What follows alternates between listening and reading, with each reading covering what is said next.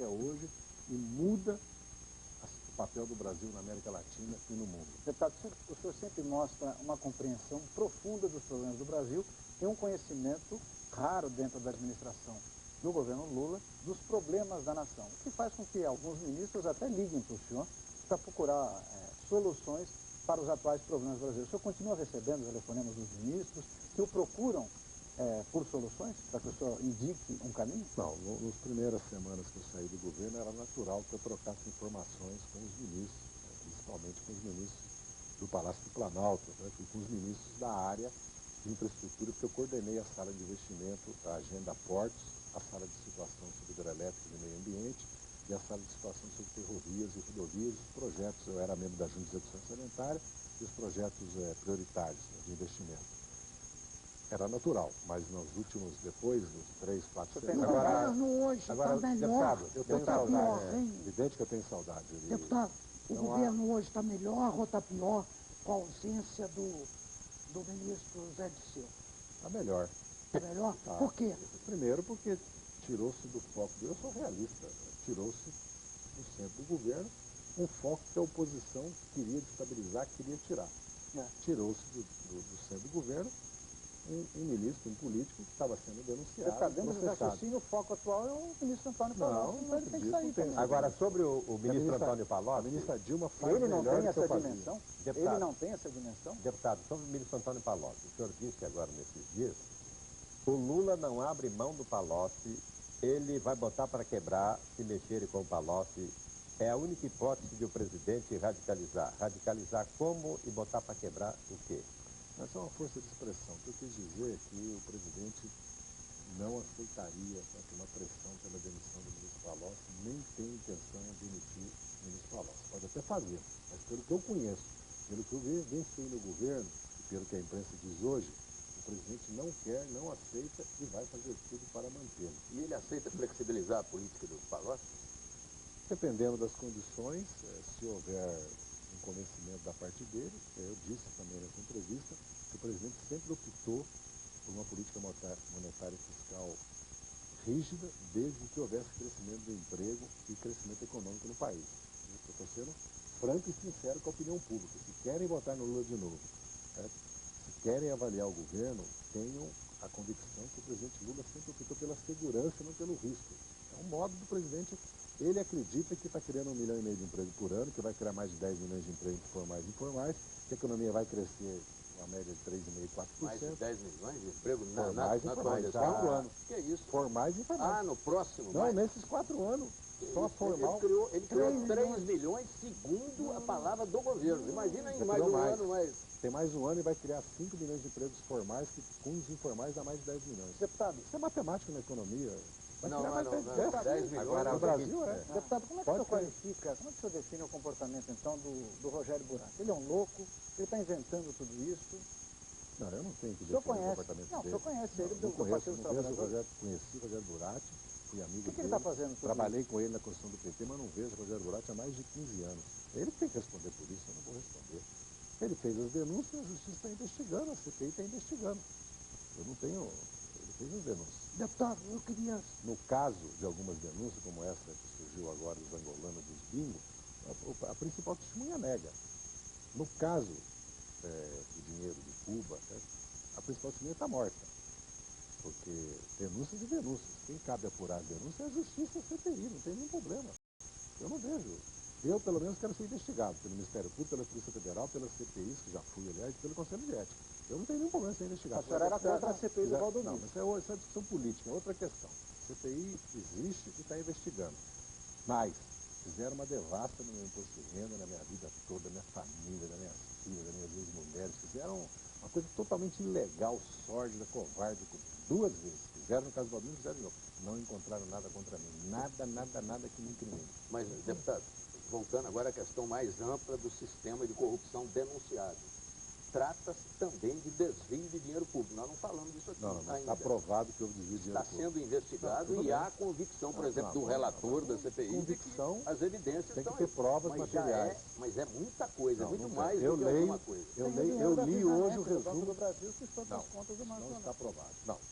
é uma antecipação. Não, mas existir esse método faz isso. E na sequência Ele vai houve ter que dinheiro pro comprovar. PT. Ele vai ter que comprovar se prestou o serviço dos 9 milhões, não sei quanto lá. Porque ele comprovou nas outras vezes todas que prestou o serviço. Inclusive, quando se levantou tudo sobre as empresas de Daniel Dantas, né, comprovou. Inclusive, as empresas fizeram nota para a imprensa, ele fez nota para a imprensa. Se comprovar, tem que se punir os responsáveis. Agora, com a prorrogação da CPI, essas investigações vão se aprofundar, vão chegar até 11 de abril, vão pegar aquela fase ali crucial da preparação do ano eleitoral. Isso vai pesar muito sobre o governo. A favor também. Não, a favor é difícil. Não, não sei porque se não provar que não há corrupção... Então por que o governo jogou tudo que podia na madrugada de quinta para sexta-feira? Porque se está utilizando a CPI para retirarem. destabilizar o governo, para fazer denúncias vazias, para sangrar o governo, para impedir a reeleição. O presidente Lula se assume, se fala isso publicamente. Chegou a dizer que o presidente devia não ser candidato à reeleição para fazer acordo para não ter CPI. O que o senhor acha desses métodos? O presidente no telefone, ligando para os deputados, o Planalto Tenho atacando... certeza que o presidente não fez isso. Tenho certeza que ele não ligou para mim. Ele não é da característica dele. Toda a imprensa publicou a liberação nessa semana de mais de 2 bilhões. Toda semana se libera emenda. Não se liberou 2 bilhões de emenda em hipótese alguma, porque o ministro Palocci e o Tesouro, o ministro Estabilidade deixaria de maneira nenhuma que se liberasse 2 bilhões. 2 bilhões de emenda não se libera num ano. Deputado, Não se libera num ano. De emendas parlamentares não se libera num ano. De todas as informações que estão circulando, de que houve a liberação de fato. Desconheço. Deputado, Então, o senhor acredita que, de fato, a estratégia da oposição é percorrer um caminho levando o presidente ao sangramento até a data próxima à eleição? É o que eles dizem que vão fazer. Agora, deputado, o senhor disse que o presidente não pega o telefone para convencer deputado. Quem fazia isso no tempo que o senhor estava no ministério? Era o senhor? Quando era articulador político do governo, quem fazia a relação com os senadores e deputados... Quem convencia os deputados a votar nessa ou naquela matéria era o senhor.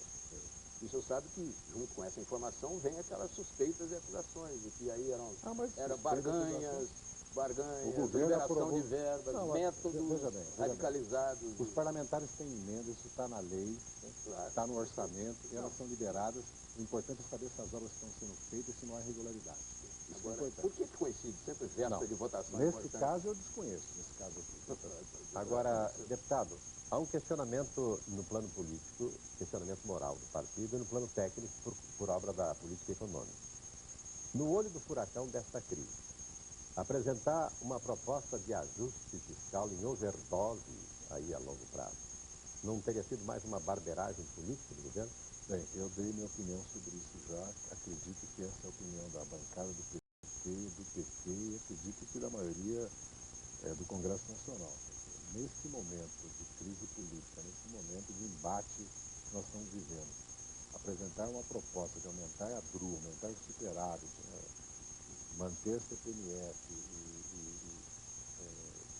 mudar a emenda 29, elevar os superávites primários. Levar os superávites primários, não vejo que haja condições políticas para isso ser implementado. Não vejo. O governo tem instrumentos suficientes nesse momento, tem reformas microeconômicas para fazer, a reforma política, por exemplo, é fundamental, a reforma administrativa que o país precisa. O governo tem uma série de projetos que estão na Câmara, como o Fundeb, ainda tem a 258 para acabar de aprovar. Acredito que há uma agenda importante para o país, tem o Estatuto da Micro e Pequena Empresa. O país tem coisas, tem medidas importantes para ser feitas. Essa proposta de um ajuste fiscal muito mais severo, em overdose realmente, tem perfil de bode russo? Como eu não estou participando da vida interna do governo, eu não tenho como fazer uma avaliação, a não ser de um observador de fora, porque eu estou concentrado totalmente na minha defesa. Eu participo como deputado, como cidadão e como filiado do PT no debate na campanha. Voltando à questão da cassação, só um minuto. Voltando à cassação, o senhor falou da bancada petista. O senhor acredita que os seus colegas, José Mentor, Luizinho, João Paulo, que têm provas contra ele, porque sacaram das contas de Marcos Valério, eles vão escapar da cassação? São inocentes? Vamos ver os relatórios que vão ser apresentados no Conselho de Ética, vamos ver a defesa e vamos julgá-los quando chegar na hora. Se eu estiver lá, vamos julgá-los quando chegar na hora. Eu não quero prejugar ninguém. Eu não vou prejugar ninguém. Eles vão apresentar provas, vão testemunhas, o Conselho de Ética vai analisar, analisou o caso do Romeu Queiroz, por 12-2 pediu a cassação dele, vai para o plenário, cada deputado vai ouvir a defesa da acusação e vai votar. Deputado, Eu votei pela absolvição do deputado Sandro Mabel. Eu não considerei que as provas eram suficientes para caçá-lo. A maioria fez isso. Deputado, discute-se muito qual seria a origem, onde começou todo esse sistema de equívocos que o senhor chama dentro do PT. Nós podemos localizar São José dos Campos, quando Paulo de Tarso Venceslau, que foi seu colega na clandestinidade, fez uma denúncia de que havia um sistema de arrecadação para o PT. Essa denúncia foi levada a uma comissão interna do Partido dos Trabalhadores. Dessa comissão participaram José Eduardo Cardoso, Paulo Singer e Hélio Bicudo. Resultado do trabalho dessa comissão, Paulo de Tarso Venceslau tem razão. Resultado desta conclusão, Paulo de Tarso foi julgado moralmente, num processo altamente stalinista, eu diria, considerado traidor do partido e a denúncia debaixo do tapete. Se aquilo tivesse tido uma história inversa, talvez o ovo da serpente não tivesse florescido. Primeiro, Por que o senhor teve participação nisso? O senhor estava no comando do partido. Eu conheço isso, discordo salteado. E não é isso que o senhor está dizendo. Primeiro, Paulo de Tarso foi um processo igual ao do Delúbio Soares. Então, se foi do Paulo de Tarso, foi do Delúbio também, discussão, processo político. Mas e esse relatório? Então, o relatório, isso aqui era CEPEM, não era São José dos Campos. Era CEPEM. A CEPEM alavancava o ICMS de São José dos Campos e ganhava a comissão. Não, ganhava a comissão, não está provado. No estado de São Paulo... A denúncia do Paulo de Tarso. No estado de São Paulo, denúncia dele, mas não ficou comprovado, nem provado, nem pela justiça, nem dentro do PT. Mas por que essa comissão disse que ele tinha razão? Não, a comissão não disse que ele tinha razão. Vamos pegar o relatório, não é assim.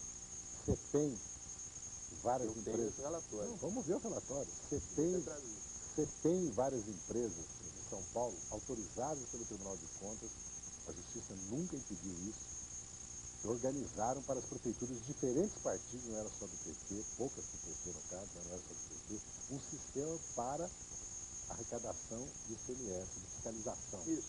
E se autorizou, o Tribunal de Contas autorizou. Se fez uma denúncia, isso estava sendo utilizado dentro do PT para arrecadar recursos para a campanha apareceu eleitoral. a mala, pela primeira vez se falou na mala petista. Tinha a mala petista. Sim, na denúncia, sim. Essa expressão surgiu depois. Não se comprovou nem na justiça, foi um processo acontecendo na justiça, e nem dentro do PT que isso era verdade. Não, a expressão surgiu na época, não foi depois, e quem conduzia a mala seria o Paulo Okamoto, segundo denúncia do Paulo de Tarso Venceslau. Agora, mas por que ele sofreu o processo stalinista daquele tipo? Foi massacrado moralmente?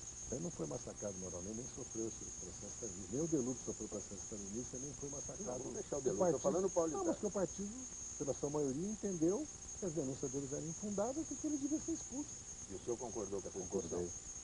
O deputado, aliás, ele me acusava sem provas nenhuma de ser o responsável. Paulo de Tarso Venceslau disse aqui nesse programa, inclusive, que o presidente Lula, na época, o presidente do partido, atuou diretamente para que esses fatos em São José dos Campos tivessem a aprovação da maioria do partido. Citou, inclusive, uma conversa que ocorreu num ônibus, numa visita do presidente Lula, ainda durante a campanha. Desconheço. A comissão, que era composta pelos membros que eu, inclusive, que indiquei, que nomeei num debate na Globo com o Paulo de Tarso Venceslau, eu anunciei que a comissão estava formada, agiu de maneira independente, autônoma e fez seu relatório. Depois foi discutido e votado pelo Diretório Nacional. O presidente Lula não teve nenhuma participação.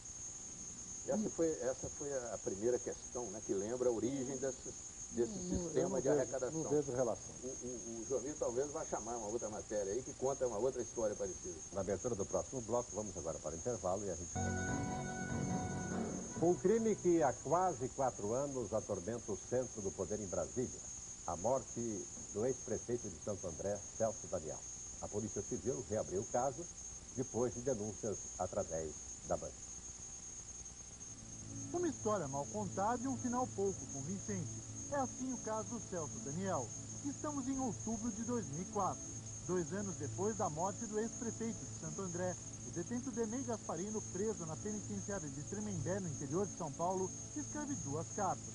Uma endereçada ao presidente Lula, na qual relata que os líderes do PCC foram procurados com uma encomenda: matar Celso Daniel. Celso Daniel foi baleado, mas esta não foi a única causa de sua morte. Se tivemos acesso com exclusividade a um laudo que demonstra que o ex-prefeito foi brutalmente torturado. As marcas de tortura estão espalhadas por todo o corpo. A mais forte delas está na cabeça. Uma pancada de 7 centímetros na parte de trás do crânio.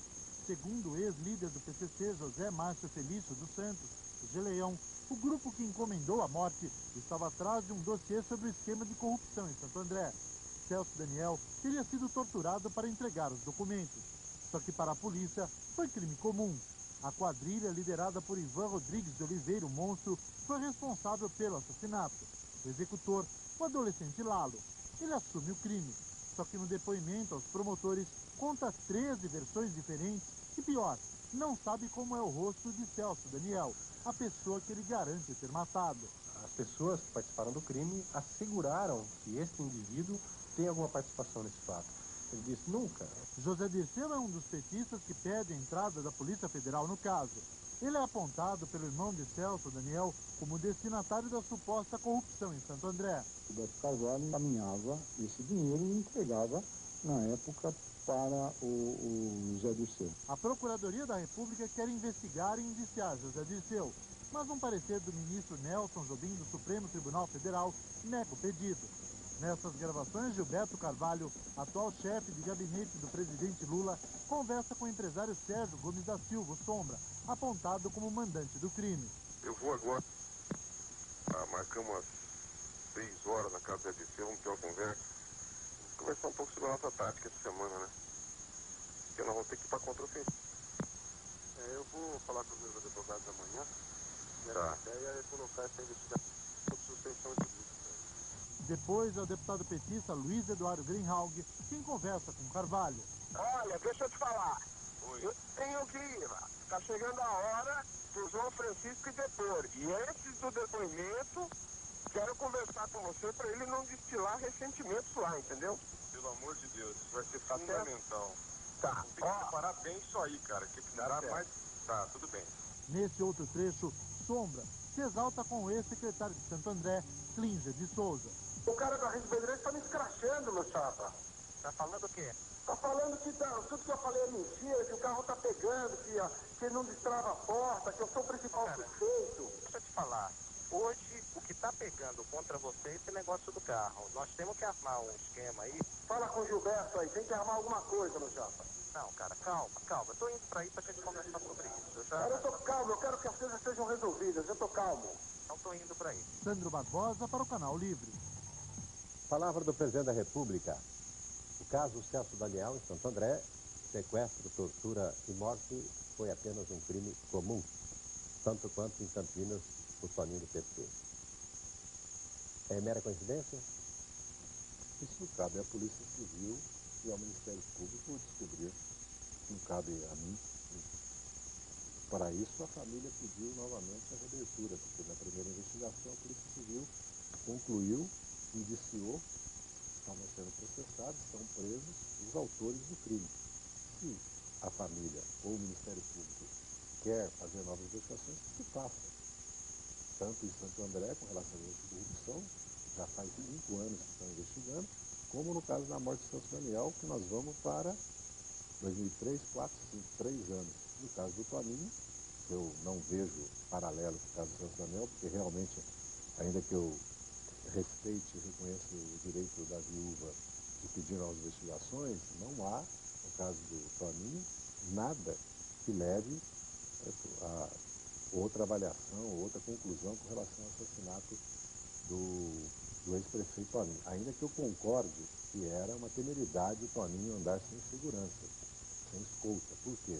Porque quando ele assumiu a prefeitura, ele iniciou um combate a vários ilícitos graves na cidade, loteamento, narcotráfico, máfias de transporte lixo, corrupção na prefeitura, porque a administração anterior a dele foi marcada por denúncias gravíssimas de corrupção, ficou conhecida nacionalmente, inclusive. Eu acho que houve um erro aí da parte do prefeito ou da assessoria dele, de um homem como ele, que estava enfrentando isso, a Diva tem razão. Precisa investigar.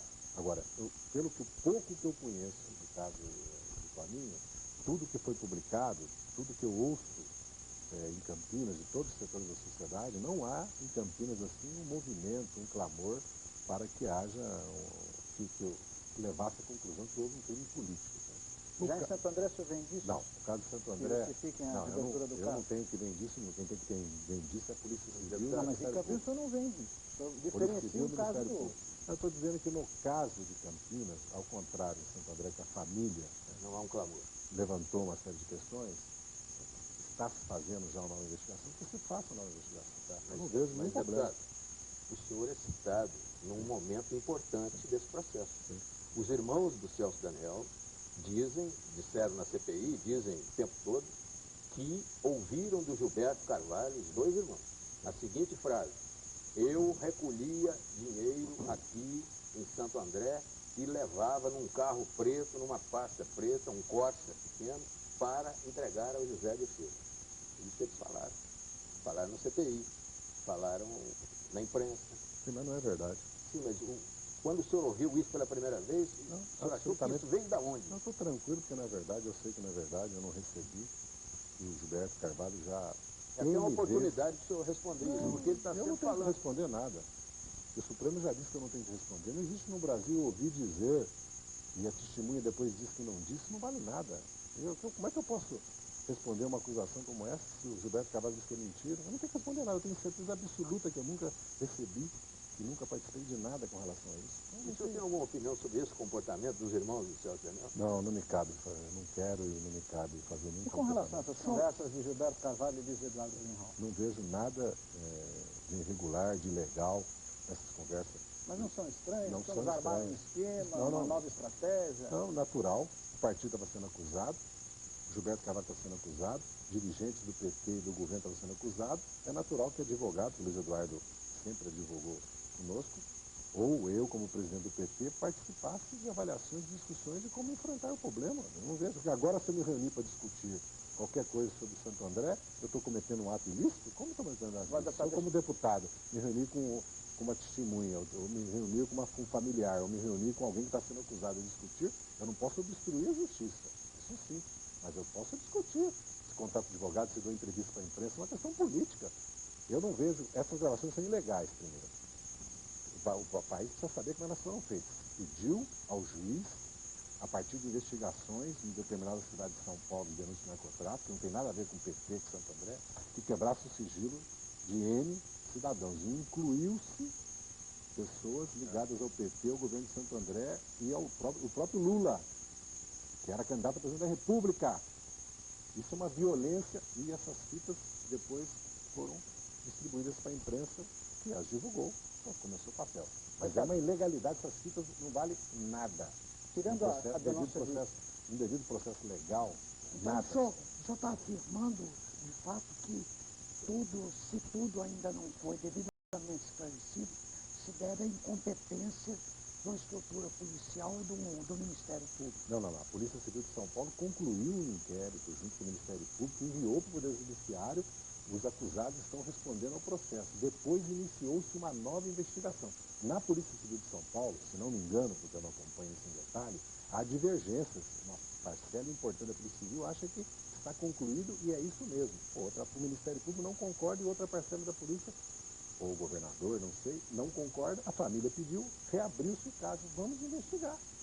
Mas, deixando essa denúncia de sistema de arrecadação da Prefeitura de Santo André para o PT, a avaliação que o Partido dos Trabalhadores tinha do secretário Klinger não era positiva, tanto que o prefeito Celso Daniel o tirou da secretaria. Não, desconheço se tirou, não sei as razões, não participei. O que eu sei é que o PT ganhou a eleição em 2004 em Santo André, e bem, deputado, pela quarta vez. Deputado. Nós governamos Santo André, mudamos a cidade. E não se fala que os 4 anos que nós não governamos, assaltaram os cofres da prefeitura e levaram para casa. Assaltaram. Foi um escândalo. Destruíram a administração pública que nós tínhamos construído na cidade. Isso é público e notório em Santo André. Tanto é que o Celso Daniel foi eleito quase por avalanche de votos depois que voltou a governar. E era um dos melhores prefeitos que o Brasil tinha. Eu considero algo assim, quase que inacreditável essa acusação que o PT tem alguma participação na morte do Celso Daniel. Pelas relações que nós tínhamos, pela amizade, pelo companheirismo. Não, mas não existe essa acusação. A acusação não é essa. A acusação é outra. A acusação é que havia um sistema de arrecadação do PT E gente que participava desse esquema começou a pôr o dinheiro no bolso.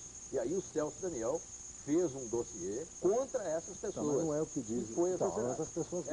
as pessoas mais ligadas ao Celso Daniel, via Ivone Depono, se não me engano, Ivone Machado, que é a ex-esposa dele, e mãe de uma filha dele, se não me engano, vi depondo, negando isso. O Celso Daniel não fez isso. Ela que vivia todo dia com ele. Ela negou, mas os irmãos não.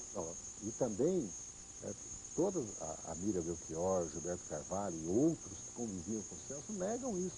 Que testemunha assim. Vamos ver a credibilidade, porque o juiz vai olhar a credibilidade da testemunha. Está ficando público que os irmãos não se davam com o Celso Daniel. Não tinham relação com ele. Está ficando público. É desagradável tudo isso, porque é uma família enlutada, uma família que está sofrendo, a gente tem que respeitar, mas nós somos obrigados a trazer esses fatos, como apareceram agora no depoimento da dona Ivone também, esse fato que a família, que os irmãos não se davam com o Celso Daniel. Então, é preciso que a opinião pública, que os telespectadores tenham todas as informações. Agora, sou favorável que a Polícia Civil de São Paulo investigue tudo de novo. Deputado, só quero lembrar que eles negam isso, que não se davam com o Celso Daniel. Deputado, nós estamos chegando quase ao final do programa e a impressão que fica para o telespectador é que o senhor é um homem muitíssimo bem informado. Qualquer assunto que nós levantamos aqui, o senhor demonstra um conhecimento profundo de tudo em detalhes. E fica difícil para o cidadão acreditar que o senhor não sabia de tanta besteira feita pelo Delúbio e o Marcos Valério. Bem, vamos lembrar que eu recebi, dei 25 mil telefonemas em 30 meses, tinha de 8 a 10 audiências por dia, fora atender o presidente, fora os compromissos externos no país e internacionais, e era responsável durante 13 meses por 2 ministérios, da articulação política da Casa Civil, e depois o presidente me deu N atividades. E eu não era mais membro da Executiva Nacional do PT, e essas coisas são fáceis de saber se é verdade ou não. O PT tem sede, tem telefone, tem assessores, secretários. Todos os membros da Executiva têm assessores e secretários. As reuniões são públicas. É só perguntar, o José Dirceu de Oliveira e Silva, ex-presidente do PT, teve alguma participação aqui no PT, na sede nacional ou lá, nas decisões administrativas, financeiras, orgânicas do PT depois que deixou o presidente do PT? Não. E eu considero isso um erro nosso. Porque nós saímos do PT, 20, 30 dirigentes, devíamos ter distribuído melhor, ter acompanhado mais do PT. Foi um erro, já disse que dos 4, 5 grandes erros que nós cometemos, esse é um deles. Deputado, o Fernando diz que o senhor é um homem bem informado e de fato está provado isso. O senhor tem dito em algumas rodas que o Brasil vai mudar profundamente até abril ou maio. O senhor pode dar um pouco mais de detalhes sobre essas mudanças que o senhor está esperando? Porque eu sou daqueles que acreditam que a opinião pública, a sociedade, com a informação, vai formando também uma opinião diferente do início da crise, primeiro. Segundo, eu falei, não é só o governo que vai ser julgado, a oposição vai ser julgada também no ano que vem. Porque a oposição está achando que é só o presidente Lula, o PT que vai ser julgado. Eles também vão ser julgados, porque eles governam estados, municípios. Eles estão falando que vão surrar o presidente, estão falando que o presidente é bandidão, estão fazendo denúncias vazias, não querem responder pelo que aconteceu, o mesmo esquema, o mesmo processo em 98, querem acusar os outros de caçadores, mas não querem responder pelos caçadores deles, o que não quer dizer que um justifique o outro, e não que não se tem que investigar. Então, e também, eu acredito que o governo está consolidando a sua maioria na Câmara, o governo está governando, retomou plenamente, e as últimas acontecimentos mostram isso, e que o presidente Lula, as pesquisas mostram que ele tem força política eleitoral e o PT tem para disputar as eleições do ano que vem em condições de igualdade com os outros candidatos. Não é como a oposição desenha para o mundo, e muitas vezes para o próprio país, que é um governo corrupto, que o PT é corrupto, que o país acabou, que o governo não fez nada. Esse discurso não sobrevive uma campanha eleitoral, na minha opinião. Deputado, uma última questão, só para satisfazer uma curiosidade. Uma primeira entrevista que o senhor deu ao assumir a Casa Civil, o senhor dizia que a questão da estabilidade da dívida da Rede Globo de Televisão é um problema de Estado. O senhor ainda mantém essa opinião? Acredito que qualquer organismo econômico, empresarial do país tenha uma dimensão que possa afetar o sistema, seja siderúrgico, seja comunicação, seja petroquímico, tem que ser vista pelo país, pelo governo, como uma questão nacional. Não, o senhor diz uma questão de Estado. Não é só a dívida da Rede Globo.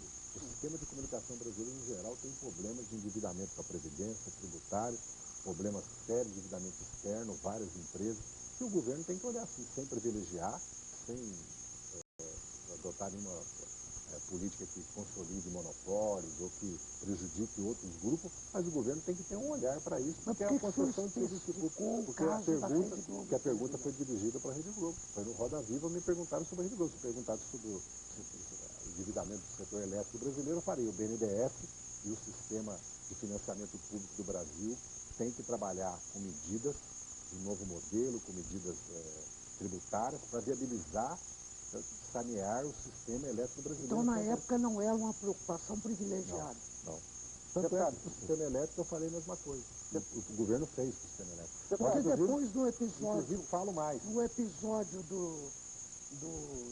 que resultou nessa crise toda, o senhor falou, surgiu uma informação que com a Rede Globo o senhor acertava por cima, que o próprio Roberto Jefferson deputado falou. Roberto Mas não é Jefferson. verdade, eu não falei isso para ele. Até porque não é verdade. Então, os fatos não se combinam. Não se interligam, não há nexo entre eles. Deputado Zé Dirceu, quando o senhor assumiu, no seu discurso de posse, o senhor disse que subia a rampa do Palácio do Planalto, trazendo com o senhor os sonhos de companheiros que caíram durante os anos da ditadura, que foram torturados e que morreram. Fazendo uma reflexão hoje, fora do governo, o senhor acha que decepcionou esses companheiros? Não. Eu, durante 30 meses no governo, pode analisar todos os meus atos, toda a minha participação no governo, tudo que eu defendi, tudo que eu fiz, eu só trabalhei para realizar aqueles sonhos. Não há nada que me desabone nos 30 meses do governo. Mas o fato de você ter saído, o senhor se sente derrotado? Não, não estou derrotado. Para me derrotar... O senhor vai continuar guerrilheiro? Eu vou continuar, cidadão, eu vou continuar na vida política do país, aconteça acontecer dia 23, ou o dia que for a julgamento do meu processo, que o Conselho de Ética indicou a cassação por 13 a 1. Aconteça o que acontecer, eu vou continuar na vida política. Então é um direito que eu tenho como cidadão, como advogado, não preciso ser parlamentar, não preciso participar de governo, eu vou continuar na vida política do país. Deputado, Cuba é muito presente na sua vida, né? Nós vimos aí no seu rápido perfil como Cuba aparece. Hoje, o senhor vê em Cuba alguma coisa que possa ser exemplo para o Brasil? Muitas coisas. O senhor então mantém o entusiasmo pelo sistema cubano? Não, pelo sistema cubano são coisas diferentes. Sim, então, eu tenho dívida com Cuba, né? Porque Cuba me acolheu e me deu solidariedade. Né? Eu vejo que, comparando Cuba com os países da América Central, com os países andinos, Cuba tem avanços sociais, avanços econômicos. Agora, isso não quer dizer que eu concorde com o sistema político que existe em Cuba, porque é público notório que o PT surgiu para defender eleições diretas, partidarismo, liberdade sindical, liberdade de imprensa. Não, eu não estou dizendo isso, já disse e repeti isso N vezes no Brasil. Agora, isso não significa, certo, que eu não reconheça em Cuba, nesses 40 e tantos anos do regime que existe em Cuba, muitos avanços, levando em conta que Cuba é bloqueada, agredida, porque se não o fosse, teria tido muito mais avanços, talvez tivesse tido muitos mais avanços democráticos também. Agora, deputado, para encerrar, qual seria o maior adversário para a reeleição do presidente Lula em 2006? O PSDB com Serra ou Alckmin ou o PMDB com Garotinho? Eu acredito que são iguais. Eu acho que nós não devemos subestimar o ex-governador Garotinho, nem na disputa interna do PMDB, nem como candidato. E não devemos subestimar também que o eleitorado pode fazer outras opções. Eu estou vendo muita segurança, muita certeza em todo mundo, que é Lula e Serra ou Alckmin e ponto final. O Brasil não é assim. Já acabou de ter uma eleição no Rio Grande do Sul, que era o PPS contra o PT, o Rigoto pelo PMDB venceu a eleição. E nós temos outros exemplos. O Requião mesmo no Paraná, temos outros exemplos no Brasil de candidatos que surgiram, como o Brairo Maggi no Mato Grosso do Sul, e venceram as eleições. Acho que é muito cedo, né, para nós ficarmos tirando conclusões sobre 2006 definitivas. Até porque não está claro qual vai ser a lei, que é a verticalização, né, como é que vai ser a eleição. Segundo, não está claro o que vai acontecer no PMDB, que é fundamental, e nem vai acontecer no PSDB, porque entre o José Serra e Geraldo Alckmin vai haver uma guerra civil dentro do PSDB, tudo que se publica na imprensa. Se não é verdade que tudo na imprensa, então não é verdade. Mas pelo que eu leio na imprensa, vai ter. Então, e também que tem muita água a passar embaixo da ponte ainda com relação ao presidente Lula, o governo dele, o PT, as alianças do PT, porque achar que o presidente Lula e o governo não têm força política eleitoral, não tem base social, não tem o que mostrar para o país o que fez em 4 anos, quando chegou, 3 anos e 5 meses, quando chegar o período eleitoral, eu acho que é não ver a realidade do país. Nós agradecemos a participação no Canal Livre do deputado José Dirceu. O Canal Livre volta no próximo domingo. Tenham todos uma boa semana e boa noite.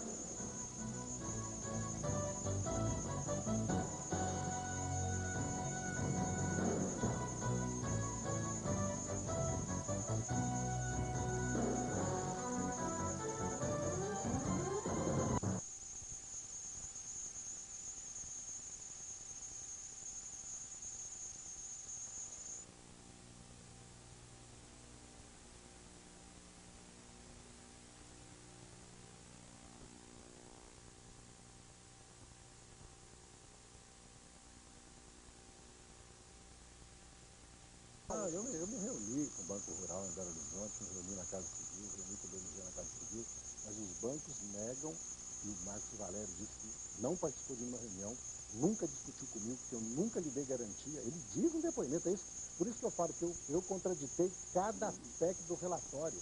E depois a deputada Ângela Guarani, que votou contra a minha cassação, também contraditou. E demonstrei com as próprias testemunhas que o relator citou, o contrário do que o relator afirma. Eu estou absolutamente tranquilo com relação a isso. Na justiça brasileira eu sou absolvido.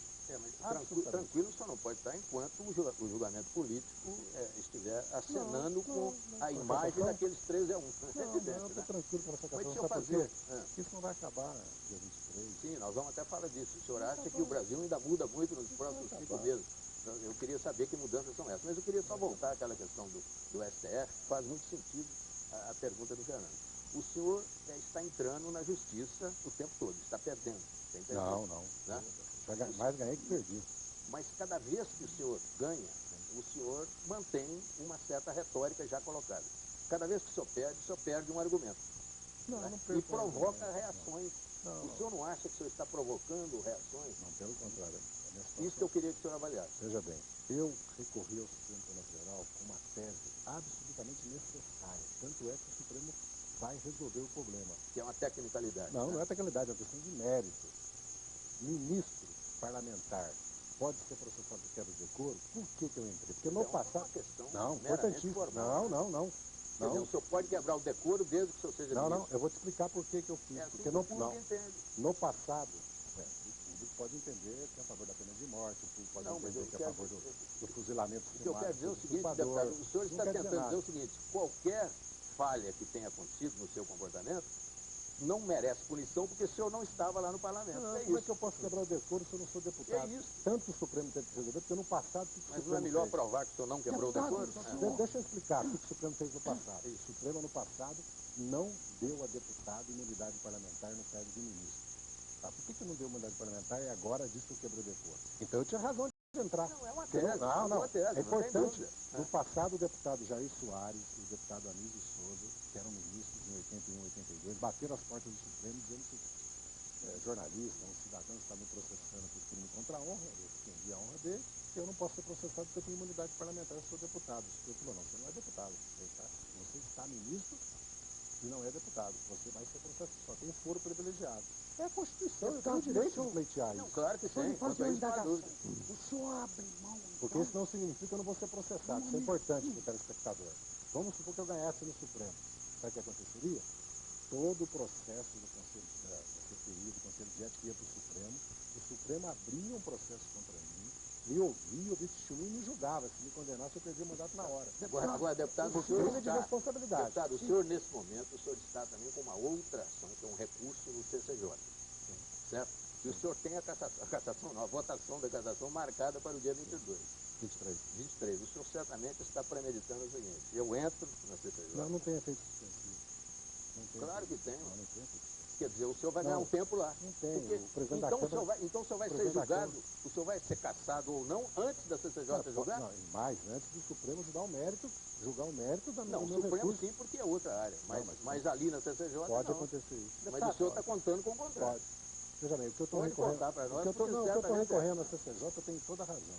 O Conselho de Ética... Mas o senhor quer adiar a votação da cassação. O Conselho de Ética fez um código, como mandava a lei.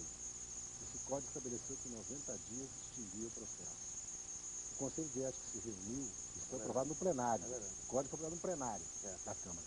O Conselho de Ética se reuniu, os 15 membros, e mudou o código, disse que pode prorrogar. Isso evidentemente é inconstitucional.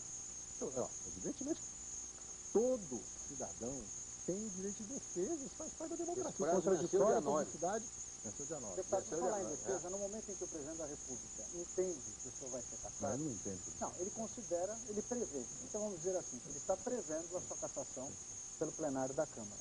Ele de alguma maneira não está sinalizando para a base governista de que nada fará para defendê-lo? Não, nem quero que ele faça, ele não deve fazer, não pode fazer, ele é presidente da República. Eu não quero que nem o PT, nem o presidente me defenda, eu me defendo sozinho. Eu tenho suficiente apoio na sociedade, no meu partido, nas bancadas da base aliada, nas minhas relações nesses 40 anos de vida política. Você tem tomado um cafezinho com o baixo clero para expor seus argumentos? Não há dúvida que o senhor tem se defendido como leão. Mas respondendo, eu queria que o senhor respondesse a pergunta dele no sentido. De maneira transparente, pública e aberta esses 6 meses. Mas e o presidente Lula, deputado? Às escondidas. Mas e o presidente Lula? Ele, na verdade, fez um grande elogio ao senhor, palavras maravilhosas, mas ele reconheceu e praticamente entregou a sua cassação. Não entendo assim. Ué, o senhor não entende como, então? Ele disse será cassado, o verbo foi esse. O deputado Zé Dirceu será cassado porque é um processo político. Foi assim que ele começou. Ele e em seguida teceu o elogio. No sentido que era uma violência, porque ele disse que eu estava sendo cassado sem prova. Mas ele estava muito conformado com a violência. Disse que estava repetindo o caso de Bispo e as denúncias contra o Alcine Guerra. Ele me defendeu. Esse é o entendimento que eu tenho. Então ele está querendo transformar o senhor num mártir da crise política aí. Não, eu não sou mártir de nada. Ah. Eu sou mártir de crise. Mas tem essa... Eu sou um alvo privilegiado. Sim, conotação. Porque são duas questões. Uma questão é CPI ou CPIs apurarem denúncias de corrupção. Isso é uma questão. E o PT responder pelos atos que praticou, dirigentes do PT praticaram, perante a justiça. Outra coisa é o movimento que se iniciou a partir disso, de estabilização do governo, de tentar criminalizar o PT e caçar o registro do PT. São as elites de impedir a são responsáveis por isso. Não são elites, não. Os partidos de oposição eles assumiram abertamente. Eles representam tudo. Um chama o Lula de bandidão, o outro fala que vai dar uma surra no Lula. Pregam que o Lula não pode chegar à reeleição, pregam que o Lula não deve viajar para o país. Eu disse já uma entrevista que eu dei a um jornal. Ainda, por favor, termine. A um jornal, eles estão assumindo, acusavam nós de assumir o chavismo. Eles estão assumindo a prática do discurso da oposição antichavista na Venezuela. Deputado, então, com relação ao Lula, ao presidente Lula, o senhor esteve com o presidente Lula 4 dias antes de se afastar. Tudo indica, as informações que eu tenho, pelo menos, que o senhor foi lá, se ofereceu para renunciar e o presidente Lula falou, não, você fica. Não, o presidente Lula falou para mim que tinha a mesma opinião que eu, e tem testemunho, o deputado Zé Janine. Deputado, olha, eu tive informação de que o presidente Lula falou, não, você fica. E 4 dias depois o presidente Lula não segurou mais ela. O deputado Zé Janine é minha testemunha, felizmente. Não é isso, definitivamente. Não é. Eu muito raramente falo com o presidente fora do palácio, com testemunhas. Felizmente, o presidente fez questão de chamar o Genuíno junto, porque queria tomar uma decisão que sabia das consequências dela, que o partido também soubesse no mesmo momento. Eu acredito. Por isso que ele falou, eu acredito, mas não era isso que eu tinha. Você falou ainda há pouco sobre um paralelo com a situação boliviana. Venezuelana, desculpe. O senhor acredita que o quadro brasileiro de fato tem uma semelhança? Não, nenhuma semelhança. Mas e por que o senhor disse? O senhor fez essa prática política, porque a oposição nos acusava de praticar o chavismo quando nós falamos em mobilização para defender o governo. Eu estou dizendo que ela está praticando o antichavismo típico que existe na Venezuela. Então nós devemos deduzir que esse quadro de crise pode desaguar numa situação semelhante ao que ocorreu na Venezuela. Por que então a coisa entra num desvio? Porque é um exemplo de um tipo de prática política de radicalização com a violência verbal que não acaba bem em país nenhum. Mas o senhor usou a expressão antichavismo contra o Lula. O senhor usou essa expressão. Vamos agora para o nosso primeiro intervalo. A gente volta aqui no Canal Livre em um instante. São Paulo, Renata aqui no Canal Livre. Fernando. Deputado Zé Dirceu, eu queria esclarecer uma coisa. Em dado momento aqui da entrevista, no primeiro bloco, o senhor falou que foi demitido pelo presidente Lula. Em outro momento, o senhor falou que o senhor e o presidente chegaram à conclusão que o senhor não devia mais permanecer no governo. Ao mesmo tempo, muita gente entende que, na medida em que o senhor se considera inocente, por que o senhor deixou o governo? O senhor não estaria admitindo culpa no momento em que o senhor deixou a Casa Civil? Não, é praticamente impossível ser ministro e enfrentar o linchamento político e moral que eu sofri e os processos que eu estou sofrendo, responder às CPIs, ao Conselho de Ética, todo o meu tempo, há 6 meses, além da atividade parlamentar, que eu sou deputado, compareci a todas as sessões da Câmara, não faltei nenhuma, participo da vida parlamentar normalmente, eu me dedico exclusivamente à minha defesa. Era impossível ser ministro e me defender. Eu tenho tranquilidade sobre isso. Então Palocci tem que sair. O senhor já está disse, sofrendo de alguma maneira um linchamento parecido não, nesse momento. Sou radicalmente contrário à saída do ministro Palocci. Embora o senhor não concorde com a política dele. Não, eu concordo com muitos aspectos da política do ministro Palocci. Discorda de outros. Sempre manifestei dentro do governo a minha divergência com relação à política monetária e fiscal e é público que eu prefiro as dores do crescimento, porque eu sempre trabalhei, com apoio muitas vezes do ministro Palocci, para que o país tivesse um projeto de desenvolvimento nacional. E quando o senhor dizia isso, o presidente Lula estava sabendo? O senhor tinha o apoio do presidente Lula? As discussões se dão ou na Câmara de Política Econômica às quarta-feiras, ou na Câmara de Desenvolvimento Econômico uma vez por mês, e as decisões são tomadas pelo presidente, como acontece no presidencialismo. O presidente ouve os ministros, que são das câmaras, no caso, ou da coordenação de governo, que eu fazia parte, e toma as decisões, e eu sempre, o ministro Palocci tem dito isso nessas últimas 48 horas, eu, depois da decisão tomada do presidente, eu sempre defendi a política decidida, tanto na Câmara, como no PT, como na sociedade. Eu nunca me opus às políticas publicamente. Ao contrário da ministra Dilma Rousseff. Não acredito que a ministra esteja não cumprindo as decisões do governo e do presidente. O senhor considera infundadas as denúncias contra o ministro Palocci? Totalmente. O senhor disse também... Não havia esquema de arrecadação na Prefeitura de Ribeirão para o PT? É preciso terminar o inquérito. Esse inquérito já existia há anos. Envolve 5 prefeituras, inclusive 4 do PSDB aqui em São Paulo, da Leão e Leão. O inquérito não concluiu, não há condenações, porque é estranho.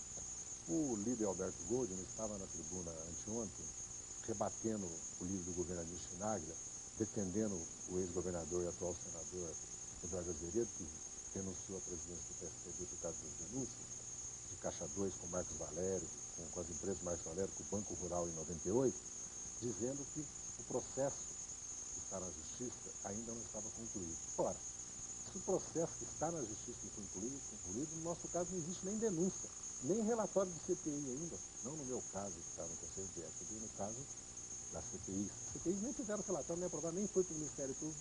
O Ministério Público nem ofereceu denúncia, a Justiça nem começou a processar. O Tribunal de Contas condenou agora, contas do prefeito Palocci.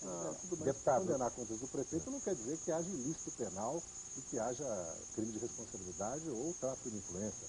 Muitos tribunais de contas condenam muitas contas de muitos prefeitos e governadores e nem por isso se chega depois à inegibilidade ou à condenação penal. Deputado, o senhor acredita, então, que eu não vejo... nesse quadro todo não há ninguém que possa se responsabilizar pelo Valério Duto, pelo dinheiro que saiu pelo ralo? Para isso existe 3 CPIs. Então nós devemos esperar uma ampla investigação. Não é ampla investigação. Daqui a 1 ano, 2 anos, ou qualquer coisa dessa natureza, para ser... Não, são instâncias diferentes. O PT já tomou medidas. Expulsou um dirigente, um se desfiliou, tem comissão de sindicância para vários dirigentes. Sim. Mas vocês percebem, o telespectador, que reforma política não fizeram. Mas tem uma contradição aí, essa é uma deputado.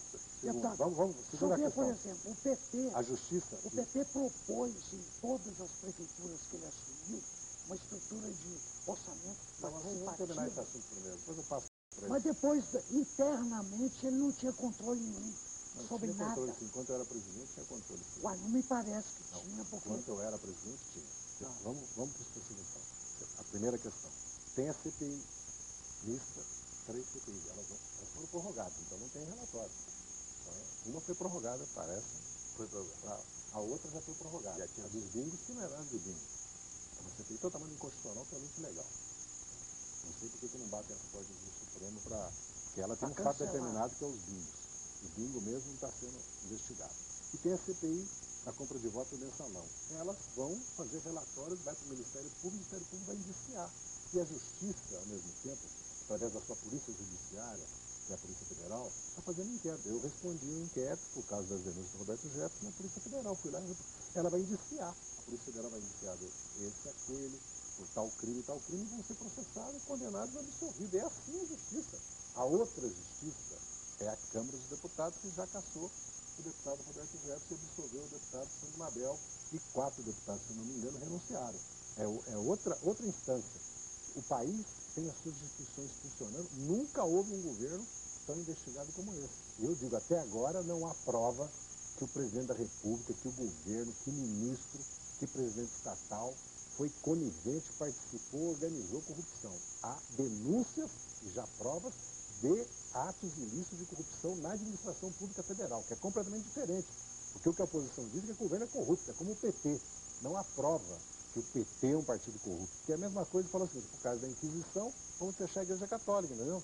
Ó, o PT cometeu um erro. O seguinte, os fatos são verdadeiros, não foram identificadas e culpabilizadas as pessoas. Não, já estão sendo identificadas e serão processadas. Se o relator apresenta o relatório e propõe indiciamento de 2, Delúbio Soares, por exemplo, Marcos Valério, e cita ele como autor intelectual, o Ministério Público, ao receber, vai fazer denúncia e a Justiça vai processá-los, condená-los, absolvê-los. É assim que funciona o sistema. O deputado, o que não pode é pré-julgar todo mundo, isso não vai resolver. Porque no Brasil nós tivemos experiência disso na ditadura militar. Durante 20 anos, pessoas foram pré-julgadas, condenadas, linchadas. Vamos lembrar que o golpe de 64 foi dado também contra a corrupção e a subversão. E depois nós vimos o que foi corrupção durante 20 anos. Bom, o governo Jangular, grande corrupção, não foi provado nada, que eu saiba. Sim, mas atualmente nós aliás, temos o governo Jangular nem existiu praticamente, né? Porque era parlamentarismo, ele foi presidente quanto tempo? Mas ele caiu pelo pouco que ele fez E comparado com o governo do Dutra, tem mais corrupção no governo do Dutra do que no governo Jangular. Vamos falar sobre isso. Mas voltando agora, deputado. Então, que no Brasil, na área política, a impunidade é total. Quer dizer, há quase um século que ninguém é punido por fatores de corrupção, ou o Brasil, a cada manipulação ano, do dinheiro. O Brasil, a cada ano, melhora. O Ministério Público não existia como existe independente hoje. Os tribunais de contas não tinham o papel que tem hoje. O que foi desmontado no Executivo, infelizmente, foi o sistema de controle interno. Agora nós estamos reorganizando a CGU, a Controladoria Geral da União. E a Casa Civil, por exemplo, o Ministério da Fazenda, Itamaraty, o Ministério da Defesa, ainda tem controladoria interna. Não se quiser. Infelizmente, desmontaram. Ou era um sistema fechado de autofiscalização, portanto, errado.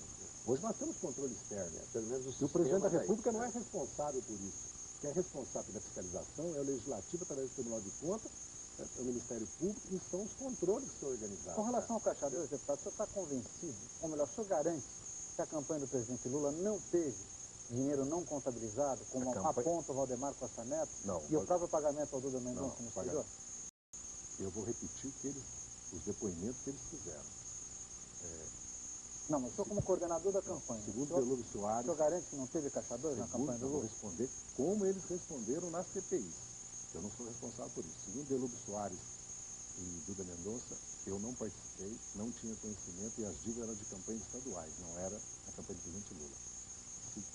A questão, Valdemar Costa Neto, ele e o Delúbio já disseram que eu não participei da negociação financeira. Aliás, ele diz na entrevista da revista Época, que eu cheguei e disse para ele, não, eu vou conversar com você sobre participação no governo, não venha conversar comigo sobre problema de finanças de campanha, não é comigo. O acordo político eleitoral que nós fizemos é legal e correto, não se pagou para o PL as dívidas de campanha e depois se pagou com recursos em 2003 ou 2004, não me recordo, do esquema Marcos Valério, as empresas dele e Banco Rural. Não tem nada a ver com a prestação de contas da campanha do Lula. Por que o deputado Roberto Jefferson tem tanto ódio do senhor? Essa pergunta é dirigida a ele. Eu cumpri meu dever. Sempre procurei resguardar nas nomeações que não houvesse controle e captura de nenhuma empresa. E muitas vezes neguei nomeações. Segundo, nunca abafei, nunca trabalhei para que não se investigasse denúncias de corrupção. Aliás, entreguei no Conselho de Ética um caderno desse tamanho, com todas as denúncias que chegaram na Casa Civil por e-mail, telefone, carta, mas, todas deputado, foram encaminhadas para os órgãos correspondentes que foram investigados. Deputado, o ex-deputado Roberto Jefferson acusa o senhor de ter operacionalizado setores da Polícia Federal como instrumento de poder dele e acusa o senhor de ter feito isso, inclusive contra ele. Esse teria sido o motivo, isso estaria na origem de todo esse conjunto de denúncias que escandaliza o país. ABIN e Polícia Federal. Bem, eu nunca tive nenhuma ingerência, nenhuma participação nos assuntos da Polícia Federal e da ABIN que não dizem respeito à Casa Civil, ao Ministro da Justiça e da Gabinete de Segurança Institucional. Nem os relatórios da ABIN eu lia porque não quis, desde o começo do governo.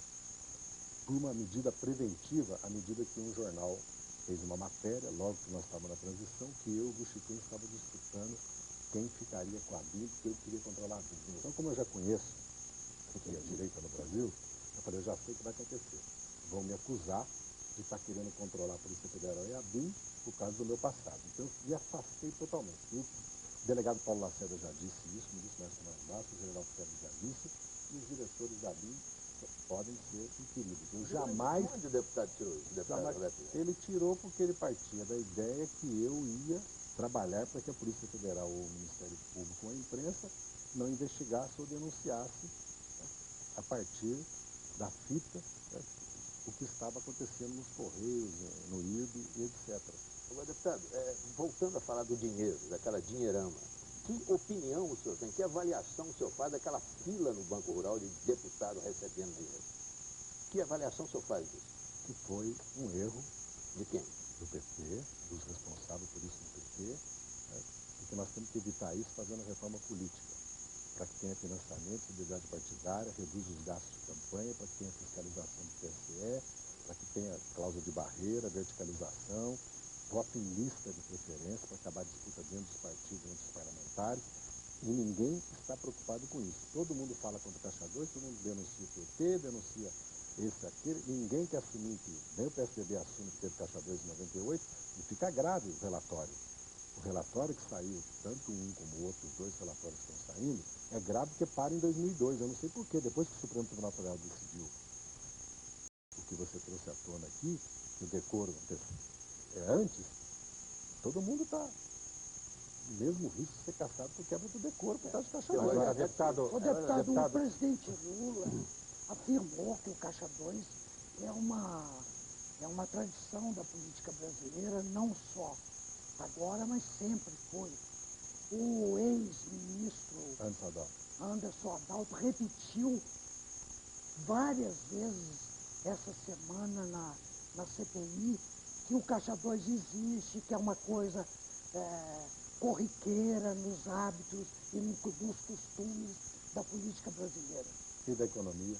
Então, e por que negar isso? Não, porque é preciso evitar, combater, porque é crime, porque não faz bem para a sociedade, nem para a política. Sim, mas ele foi estimulado, o senhor acha, por dois personagens menores do partido sem vinculação nenhuma com o governo. É crível isso. Me consta, o governo não teve participação nenhuma. Essas pessoas tinham poder. O governo não teve participação nenhuma. Deputado, é crível que essas pessoas tenham conseguido mobilizar alguns bilhões de reais. Bilhões de reais, 55 milhões de reais. Olha, deputado, tem valores na Não existe valor nenhum. Está tudo documentado no Banco Central, os empréstimos dos bancos para as empresas Marcos Valério e o repasse das empresas para, por autorização do Luiz Soares, do PT ou para os partidos aliados, ou para parlamentares, está tudo documentado. Então o senhor admite que 55 milhões... Não, eu não. É que está documentado. Sim, eu só estou relatando. O dever de ofício, como eu sou acusado, eu sou obrigado a ler tudo, acompanhar tudo e tem as informações. O governo se exclui diante dessa evidência? Porque o governo não pode responder pelo PT, como o PT não responde pelo governo, só politicamente. Dois funcionários subalternos podem mobilizar esses volumes de dinheiro? Mas mobilizaram, e foi mobilizado antes pelo PSDB, 11 milhões, que hoje dá mais de 40 milhões de reais, que é o que até agora se sabe. O senhor está falando a respeito 98, do senador Eduardo Azevedo. No mesmo processo, com garantias, com empréstimos do banco, para as empresas do Marcos Valério, mesmo processo. Deputado, o senhor disse que prefere ser cassado do que renunciar ao mandato. Qual é a sua lógica? Prefiro ser absolvido. Prefiro ser absolvido. Não, porque eu não... Mas corre o risco de ser cassado e pegar um exílio político aí de 8 anos. Não, exílio da vida pública. Não, parlamentar. Porque a vida pública, vocês todos têm vida pública. No Brasil, milhões de brasileiros fazem política sem ser parlamentar. Eu não preciso ser parlamentar para fazer política. É uma ilusão. Vai entrar na campanha do Lula para valer na reeleição? Mas 8 anos fora da raia, você gostaria de voltar ao comando do PT? Não. Isso é uma página virada na minha vida. Fui presidente do PT 7 anos, secretário-geral 5, dirigente durante 20 anos. E a campanha do Lula? A campanha, a reeleição? O senhor vai participar como cidadão e parlamentar. O senhor tem falado com o presidente Lula? Falei 2 vezes com o presidente Lula depois que saí do governo. Acho adequado, porque eu sou ex-ministro, ex-presidente do PT, sou um parlamentar, 3, eu fui como deputado a uma reunião da bancada com ele e fui visitá-lo 2 vezes na Grande Lisboa. Depois que ele disse que o senhor vai ser cassado? Não falei com ele. Deputado, qual será o futuro do PT depois do mensalão? Qual é a expectativa que o senhor tem do desempenho do PT nas eleições de 2006? Depois de tudo isso que aconteceu. Não, é que tudo isso que já aconteceu, se nós olharmos a vida dos nossos clubes de futebol, de instituições empresariais, inclusive algumas de renome no país, nós vamos ver que todas as instituições passam, eu citei a Igreja Católica aqui, todas as instituições passam por momentos de crise, de erros graves, que superam. Se você colocar na bandeira, na bandeja, o que o PT fez pelo Brasil e os erros que o PT cometeu, todo eleitor do PT vai ver que o PT fez mais pelo Brasil. Quais são os erros do PT? Não, esse que nós estamos falando, Nós não falamos de outros políticos, por exemplo. Quando o PT diz que Itamar Franco é igual a cola e fora Itamar Franco, o PT perdeu a eleição de 94. Aliás, eu disse isso ao presidente Lula no dia que o diretório... Veja bem, o diretório nacional do PT em Belo Horizonte, na terra do Itamar Franco, em 93 faz uma reunião e diz que Itamar é igual a cola fora Itamar. Eu falei, perdeu a eleição de 2004. Isso aqui é uma coisa que para você sair do presidente, falar, tá aqui a presidência do PT, eu não quero ser presidente. Porque quando falaram para mim que iam aprovar fora FHC em 99 em Belo Horizonte, eu falei, entrego a presidente, não sou candidato. Vou para casa, sou deputado, vou fazer oposição no partido, na bancada de vocês. E ganhei. Mas voltando, ganhei em 2006 o PT fica menor? O PT tem condições de manter o peso político que as pesquisas estão indicando que tem no país. Se vai ter menos deputados ou mais, depende da disputa eleitoral. Nós não sabemos ainda. O PT tem, o presidente Lula, o que apresentar para o país desses 3 anos de governo e terá muito mais de 4 anos para pedir a reeleição do presidente e a continuidade do PT como o partido mais votado do país. Tem. Eu tenho tranquilidade para expor o país. Deputado, como é que o senhor avalia a ação de alguns movimentos sociais no Brasil? Por exemplo, o MST. O que é o MST para o senhor hoje? As relações do MST com o governo Lula? Isso tudo saiu como estava previsto ou o senhor foi surpreendido? Não, eu acho que o MST é um movimento legítimo, importante no país, pela reforma agrária que tem ajudado a fazer, pelos assentamentos, pelas cooperativas. É um movimento também político-ideológico, tem um caráter de movimento de esquerda, né? Tem um caráter de movimento revolucionário, ao mesmo tempo que é um movimento reivindicatório também, é uma entidade reivindicatória. Ele é um anfíbio, vamos dizer assim.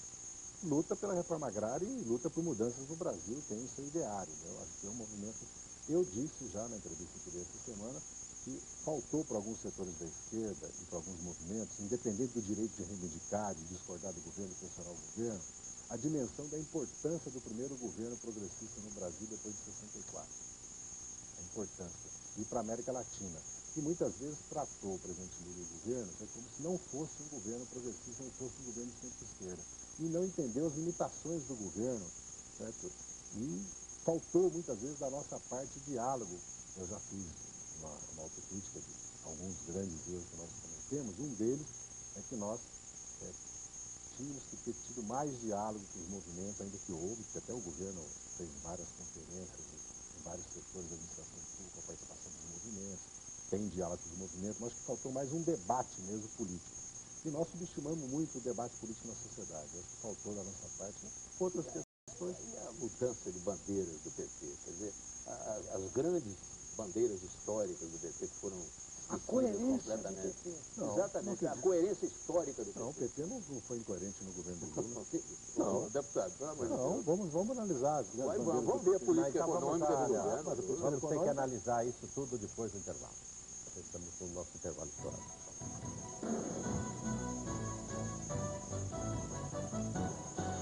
brasileira que nós íamos mudar o PT. Claro, abrir o PT, abrir para a aliança, disso, né? mudar o programa do PT, disputar governo e mostrar o que nós fazíamos no governo. Porque o PT parece que tinha vergonha de participar de governo. E nessa mudança cabe tudo, cabe acordo com a FMI, cabe uma política tradicional, tá certo? O acordo com a FMI nós rompemos. Não, eu sei, não rompeu, não, não Acabou, precisou não, mais. não renovamos. Mas não ficaram muito amigos. Mas é muito Graças importante. ao modelo igualzinho do Fernando Henrique. Não é igual ao Confiança Fernando Henrique. Não é. Eu mostro É um que governo não é. tão confiável. Eu mostro que o Fernando Henrique sabe que não é igual. Porque o Fernando Henrique, nos primeiros 4 anos, fez déficit fiscal. Nós tivemos que fazer o ajuste que ele não fez. É verdade. O governo do presidente Lula tem política de estabilidade, mas tem política de desenvolvimento. Tem política de reformas sociais e tem política de mudanças culturais. Então a tem uma política ministra Dilma não está correta são coisas nos lamentos diferentes. dela. Coisas diferentes. Uma coisa é você discutir meta de inflação e discutir ajuste fiscal, por exemplo. Muitos de nós acreditamos com o superávit 3,75 e com uma meta de inflação de 7 ou 8 anos depois, nós podíamos ter tido no Brasil um resultado de um crescimento maior, de uma melhor distribuição de renda. Segundo, nós considerávamos quanto mais investimento em infraestrutura e educação, melhor a produtividade da economia, melhor custo da economia. Quanto mais o país, Mas os bancos que públicos, investimento em infraestrutura que está sendo está havendo muito investimento em infraestrutura da iniciativa privada, As estradas setor estão ferroviário. em farrapos. Os portos não conseguem exportar com a eficiência que deveria ser esperada. Calma, Pedro. São 36 meses de governo, as ferrovias brasileiras estão se modernizando. Resolveu-se o problema da Brasil Ferrovia, que não é pouca coisa, a ALL, que a gente quer comprá-la. Todas as empresas do setor de concessões estão investindo e nós vamos modernizar o setor ferroviário brasileiro nos próximos 5 anos. Primeiro. Segundo, os portos brasileiros serão modernizados. Tinha problemas graves para ser resolvidos. O senhor está falando no futuro. As questões já foram resolvidas. Quais são as questões que precisam ser resolvidas? Legais, ambientais, não é? Nós encontramos o país numa situação, segundo, como fazer os investimentos, papel do BNDES, papel da iniciativa privada, as parcerias público-privadas, os projetos prioritários, as rodovias brasileiras estão recebendo investimento como nunca receberam, estão sendo modernizadas. Rodovias estão. Deputado, e os bancos, deputado, eu vou te dar duas que vão ser terminadas, Fernão Dias e a Regis Bittencourt, serão terminadas. E os bancos cada vez mais ricos, dentro de um modelo econômico que o PT sempre combateu. Veja bem, os bancos estão realmente mais ricos porque nós recebemos 1 trilhão de dívida interna, e o país, por N razões, paga 10% de juro real, e também porque o juro no país sendo alto, os bancos aumentando os empréstimos, aumentam seus lucros. Para isso o país precisa... O PT sempre combateu. Não, mas o governo e o PT podem mudar isso. Isso tem O senhor está falando aí de herança maldita. O senhor está defendendo o que o senhor condena. O senhor não concorda com essa política. Deixa eu terminar. O país pode reduzir o juro? Pode. O país está com condições de reduzir o juro. O país pode alongar sua dívida interna? Pode. Vai ter que ir emitindo títulos de longo prazo com juro maior,